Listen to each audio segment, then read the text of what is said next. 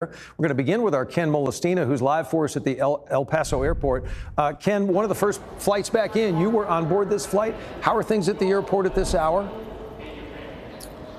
Well, that's the good news here, Doug. Seemingly things are getting back to normal here at the airport and really throughout the city, because as you mentioned earlier, there was chaos that was happening out here. There was a lot of fear and just a lot of uncertainty as to what was going on. Of course, all of that now has turned into some kind of frustration now that we've learned that this was all the result of some sort of spat between the FAA and between military officials over at the Department of Defense. So let's go ahead one more time. I kind of want to walk you through the paces of how we got to this point and just reiterate what Doug just mentioned a little bit ago. Late last night, the FAA, that's when they ordered that immediate 10-day restriction of the El Paso airspace. Basically, no flight coming in, no flight coming out.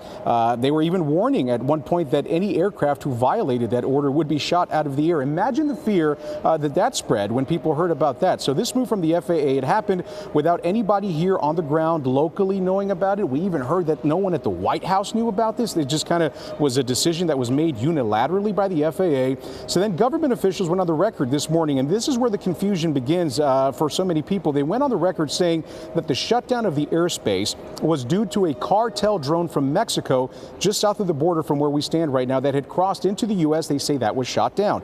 Well, then hours later, those claims were refuted with Pentagon sources who told CBS News that it was not a drone, but rather instead a balloon that was shot out of the air with a new military laser that is being tested for anti-drone incursions. And then we find out that that balloon that was shot down, or several balloons, it didn't even happen last night. This was several days ago. All of that we've described to you, sources say, led to a massive spat between the Department of Defense, military officials, FAA leadership who ordered the shutdown. Of course, you can imagine the frustration that this caused. El Paso's mayor clearly upset about all of this when he addressed the public earlier today. Have a listen. This unnecessary decision has caused chaos and confusion in the El Paso community. I want to be very, very clear that this should have never happened. You cannot restrict airspace over a major city without coordinating with the city, the airport, the hospitals, the community leadership. That failure to communicate is unacceptable.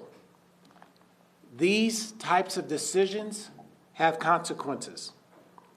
Medical evacuation flights were forced to divert to Las Cruces.